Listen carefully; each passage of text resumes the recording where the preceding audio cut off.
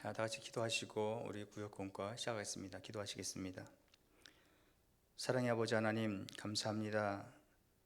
오늘 하루도 이른 새벽부터 이 시간까지 건강 주시고 호흡 주셔서 또한 아버지의 말씀으로 다시 한번 아버지 앞에 모이게 하신 것 감사합니다.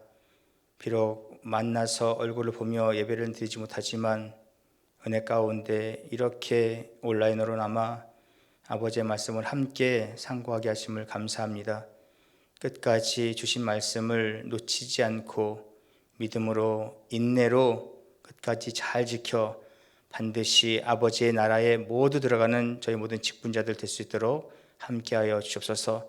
오늘도 귀한 아버지의 말씀으로 함께 은혜 받을 때 아버지께서 함께 하시고 인도해 주실 것을 믿고 감사드리며 이 모든 말씀 예수님의 이름으로 감사하며 간절히 기도되었사옵나이다. 아멘. 자, 오늘은 제 37과입니다. 37강 에스겔 성전의 성격에 대해서 함께 살펴보도록 하겠습니다. 오늘 본문 말씀 에스겔 43장 10절부터 11절 2절 제가 받들어 읽겠습니다. 10절 말씀, 인자야 너는 이 전을 이스라엘 족속에게 보여서 그들로 자기의 죄악을 부끄러워하고 그 형상을 측량하게 하라. 만일 그들이 자기의 행한 모든 일을 부끄러워하거든 너는 이전의 제도와 식양과 그 출입하는 곳과 그 모든 형상을 보이며 또 그 모든 규례와 그 모든 법도와 그 모든 율례를 알게 하고 그 목전에 그것을 써서 그들로 그 모든 법도와 그 모든 규례를 지켜 행하게 하라. 이는 하나님의 말씀이니라. 아멘. 자, 교재에 들어가겠습니다. 그래서 지난 시간까지는 에스겔 성전의 에스겔의 행동 예언인 벙어리가 된 에스겔부터 두 막대기가 하나가 되라 하는 17가지의 행동 예언에 대해서 살펴봤어요. 자, 오늘부터는 에스겔 성전에 대해서 공부하도록 하겠습니다. 그래서 오늘은 에스겔 성전의 성격에 대해서 살펴보도록 할게요. 자, 여러분과 저가 이렇게 에스겔 성전에 대해서 그동안 많이 듣고 많이 배우고 그리고 계속해서 배우고 있어요. 그런데 이렇게 어렵고 난해한 에스겔 성전을 왜 알아야 하는가라는 거예요. 에스겔 성전이 나랑 무슨 상관인데 라고 말하는 분도 계세요. 근데 저와 여러분이 때마다 말씀을 배우고 성경을 읽고 하는 그 이유가 뭐예요? 하나님 한 분을 알기 위해서예요. 그렇죠? 그래서 그 성경에 나오는 모든 성전은 참 하나님이신 참 성전이신 예수님 한 분을 가리키는 거라는 거죠. 그리고 더 나아가서 예수 그리스도 안에 있는 각자 저와 여러분들이 하나의 성전으로 지어지고 완성되어 가는 그 과정이라는 거예요. 그래서 그 과정에 성전이 있고 각자 저와 여러분들이 그 과정에 성전을 짓는 과정에 다 포함되어 있다는 거예요.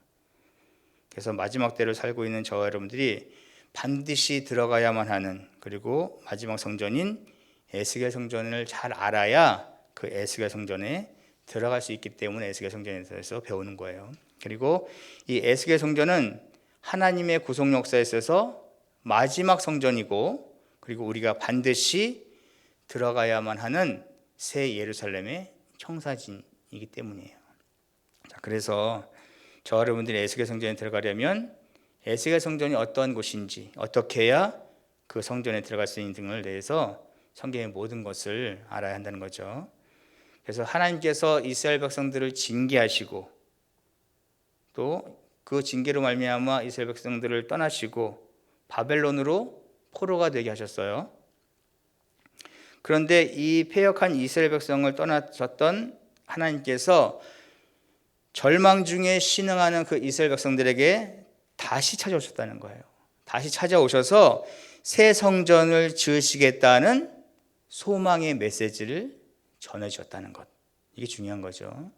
그래서 이것은 절망과 좌절 중에 희망과 미래가 보이지 않았던 죽음의 삶을 살았던 이스라엘 백성들에게 새로운 소망을 주는 귀한 역사라는 거죠. 그래서 바벨론의 포로 생활하고 있는 이스라엘 백성에게 파괴된 성전의 회복이라는 소식은 너무나도 귀한 소망의 소식이었다는 거죠.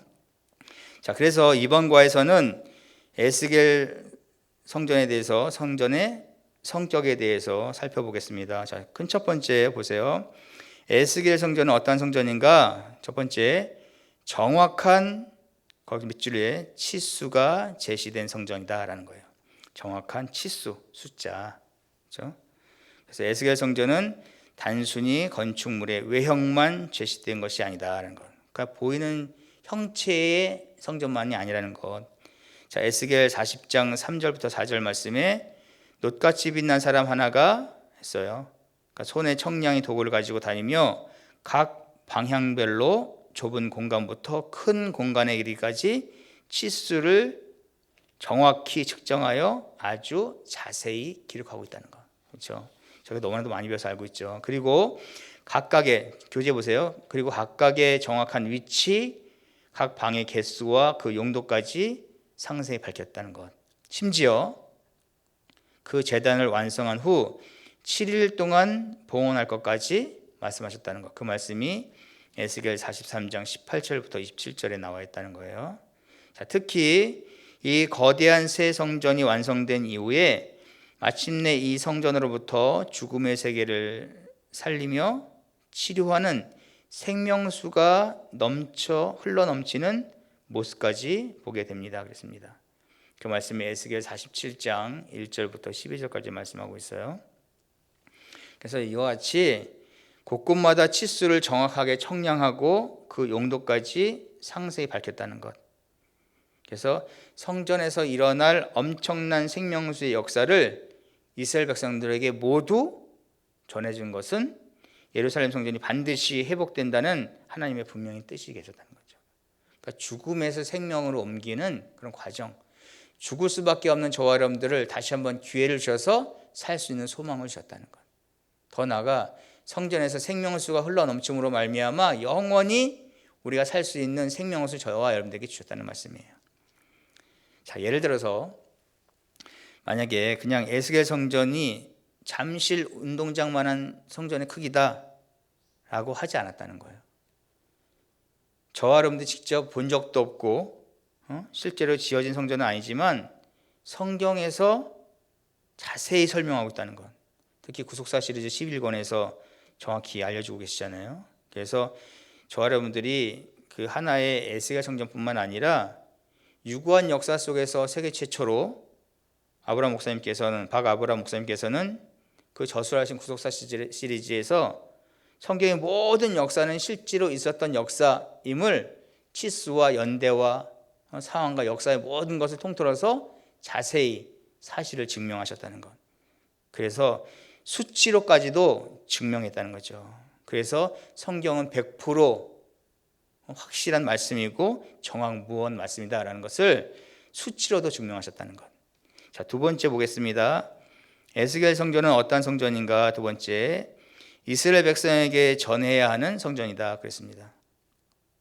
에스겔 40장부터 43장에 소개된 성읍과 성전의 모습 가운데 보여주신 성전은 실제 이스라엘 역사 속에서 세워지지는 못했습니다 그랬습니다. 그래서 성전을 지으라라는 명령은 있었지만 이스라엘 백성들에게 지으라는 명령은 없었지만 이스라엘 백성들에게 반드시 설명하라라는 명령은 있었다는 거예요. 그래서 에스겔 40장 4절에 놋 같은 빛난 사람이 에스겔에게 인자야 내가 내게 보이는 그것을 눈으로 보고 귀로 들으며 내 마음으로 생각할지어다. 내가 이것을 내게 보이려고 이리로 데리러 왔나니 너는 본 것을 다 이스라엘 족속에게 뭐할지라 고할지니라 그랬습니다. 그래서 에스겔 선지자는 폐역한 백성들이 듣든지 아니 듣든지 간에 자신이 보고 들은 모습을 주 여호와의 말씀이 이렇다라고 가감없이 더하거나 뺨없이 분명히 전했다는 거죠. 그 말씀이 에스겔 2장 4절부터 7절까지 말씀하고 있습니다. 그래서 마지막 때를 살고 있는 저와 여러분들이 구속사 시리즈를 우리가 때마다 시마다 기회가 있을 때마다 전하잖아요. 이렇게 전하는 이유가 뭐예요? 만세전에 하나님의 말씀을 받아 구원받기로 작정된 많은 사람들을 다 아버지 품으로 불러오기 위해서 전한다는 거예요. 왜 듣지 않은 사람이 없을 정도로 다 전해야 해요? 다 전해야 마지막 때가 오기 때문에 그래요. 다 전해야 그 나라가 오기 때문에 반드시 전해야 된다는 거죠. 그래서 마찬가지로 반드시 마지막 때에 들어가야 살 수 있는 이 에스겔 성전이 분명히 있다는 것을 전해서 알려야 구속사의 완성이 이루어질 수 있기 때문이라는 거예요. 그래서 에스겔 성전을 반드시 전해야 하는 성전이다. 자, 세 번째 보겠습니다. 에스겔 성전은 어떠한 성전인가? 자, 그 밑줄이 있습니다. 이스라엘 백성으로 하여금 뭐하게 하고? 부끄러워하게 하고. 그 밑줄에 쓰세요. 부끄러워하게 하고 회개시키기 위한 성전이다라는 말씀이에요. 자, 거기 교재 보세요. 하나님께서 에스겔 선지자에게 새 성전의 모습을 보여주신 궁극적인 목적은 이스라엘 백성으로 하여금 자신들의 죄를 수치스럽게 느끼고 회개함으로써 하나님의 모든 법도와 모든 율례를 알고 지킴으로 새로운 삶을 시작하도록 하기 위함이었다는 거죠. 그래서 한 번 잘못했다고 버리시는 하나님이 아니라 제3, 제4, 제차 하나님께서는 저와 여러분들을 살려주시는 끊임없는 소망 가운데 앞으로 잘하겠지, 잘 믿겠지, 내 뜻대로 살겠지, 내 말씀대로 순종하겠지 하는 그런 믿음으로 미래를 보며 소망 가운데 그런 기회를 자꾸 주신다는 거예요. 그래서 이와 같이 하나님께서는 심판 중에도 자기 백성을 향하여 끊임없이 긍휼과 자비를 베풀어 주시는 분이라는 것. 그렇죠? 자, 그 말씀 에스겔 43장 10절부터 11절 말씀하고 있어요. 제가 읽겠습니다. 인자야, 너는 이 전을 이스라엘 족속에게 보여서 그들로 자기의 죄악을 부끄러워하고 그 형상을 측량하게 하라. 만일 그들이 자기 행한 모든 일을 부끄러워하거든 너는 이 전의 제도와 식양과 그 출입하는 곳과 그 모든 형상을 보이며 또 그 모든 규례와 그 모든 법도와 그 모든 율례를 알게 하고 그 목전에 그것을 써서 그들로 그 모든 법도와 그 모든 규례를 지켜 행하게 하라. 자, 이 말씀 무슨 말씀이냐면 에스겔 성전은 아무나 들어갈 수 있는 성전이 아니라는 거예요. 에스겔 성전에는 누가 들어가요? 흠이 없고 거룩한 사람만이 들어갈 수 있는 성전이라는 거죠. 죄가 없는 사람만이 들어갈 수 있는 성전. 그러면 저와 여러분들이 비롯해서 세상의 모든 사람들이 죄가 다 있다는 거죠. 근데 유일하게 죄가 없는 분이 누구예요? 그분, 하나님 한 분만이 죄가 없어요. 내가 거룩하니, 자, 베드로전서 1장 16절 보시면 내가 거룩하니 너희도 거룩하라.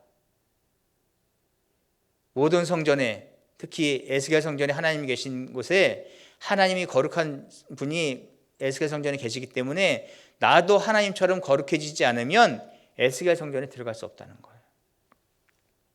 그래서 저와 여러분들이 지금까지 믿는다고 하면서 이 정도면 되겠지, 내가 믿음의 사람으로, 신앙의 사람으로 이 정도면 뭐 믿는 사람으로 부족함이 없어, 이 정도면 됐지 라고 생각하는 사람의 잣대로 생각해서 갈 수 있는 성전이 에스겔 성전이 아니라는 거예요. 그래서 지금까지 내가 살았던 나의 지식과 경험과 나의 판단과 기준, 모든 것이 올바른 것이 아니었고 잘못된 것이었구나, 다 내 생각이었구나, 하나님의 뜻에 맞는 게 아니었구나 라고 하는 부끄러움, 잘못 살았다는 부끄러움과 회개를 통해서 다시 한번 거룩해야 되는, 그렇게 거룩하게 될 때 에스겔 성전에 들어갈 수 있다는 거죠. 그래서 저와 여러분들이 생각할 때 누가 믿음이 있다 없다 말할 수 없는 거예요. 각자 나 하나 잘 믿어야 된다는 거예요. 남의 얘기 할 때가 아니라는 거죠. 자, 마지막 네 번째 에스겔 성전은 어떤 성전인가? 역사상 실제로 지어진 성전이 아니다라는 거예요. 자, 다른 말로 표현하면 믿음의 눈으로 바라봐야 하는 성전이라는 거. 그렇죠? 예를 들어서 이거죠.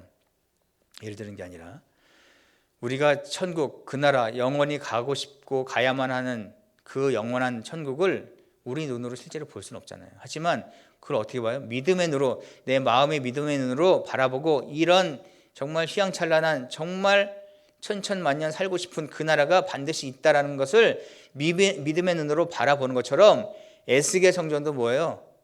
보이진 않지만 믿음의 눈으로 바라봐야 한다는 거죠. 그래서 에스겔의 새 성전은 역사적으로 실제 건축된 설계라기보다는 미래에 있을 그 예언으로 요한계시록의 새 예루살렘 성이 뭐예요? 청사진이라는 것. 그래서 만물을 소성케 할 생명수가 한없이 흘러나오는 성전을 사람이 짓는다는 것은 뭐예요? 도무지 상식으로 이해할 수 없는 부분이죠. 그런데 성경은 분명히 말씀하고 있어요. 에스겔 47장 1절에서 성전 문지방 밑에서 물이 나와서 동으로 흐르고, 또 47장 9절에서 이 물이 강물을 이루고 이 강이 이르는 각처의 모든 것이 살아납니다.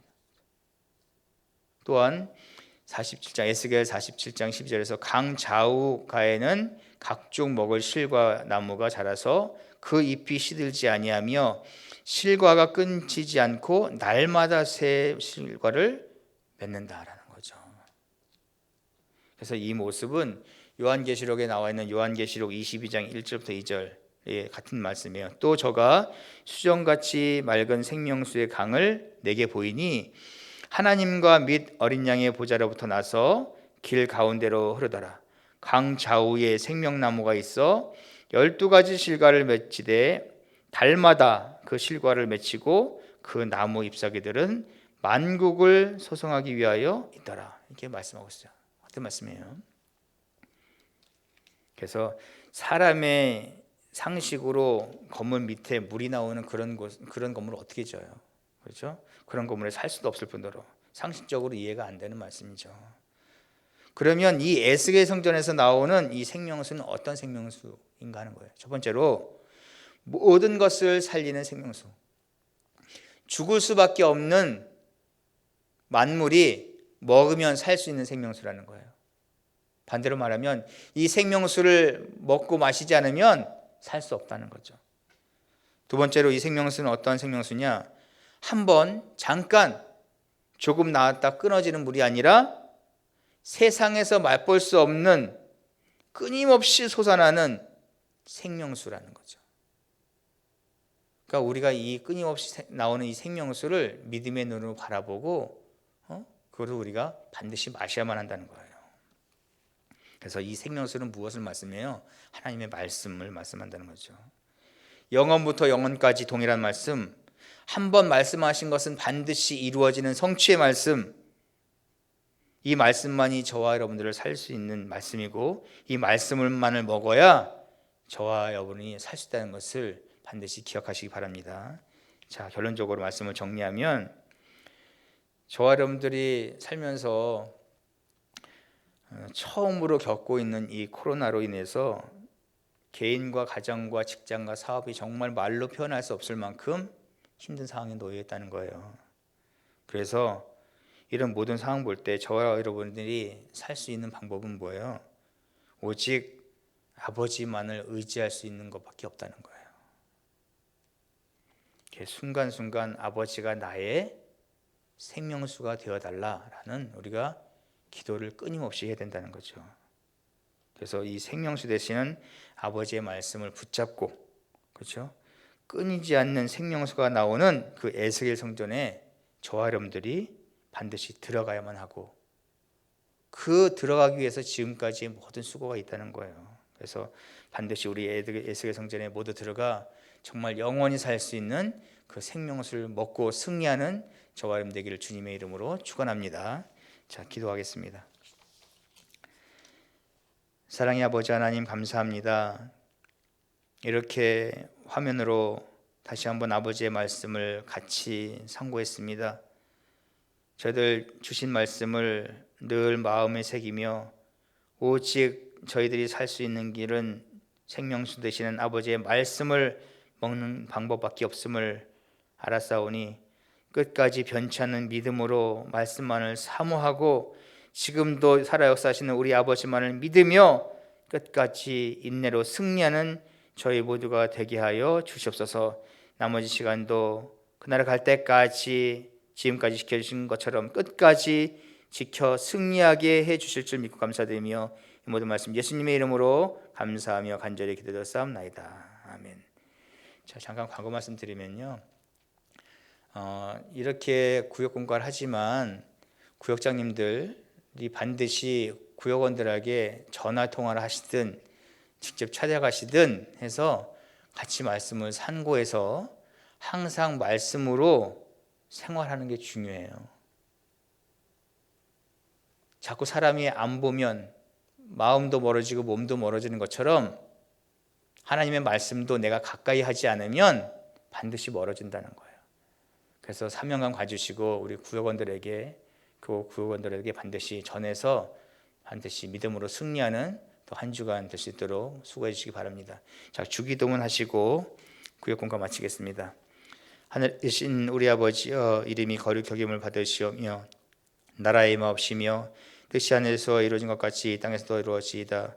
오늘날 우리에게 일용할 양식을 주옵시고 우리가 우리에게 죄 지은 자를 사하여 준 것 같이 우리 죄를 사하여 주옵시고 우리를 시험에 들게 하지 말고 없시고 다만 악에서 구하옵소서. 대개 나라와 권세와 영광이 아버지께 영원히 싸움나이다. 아멘.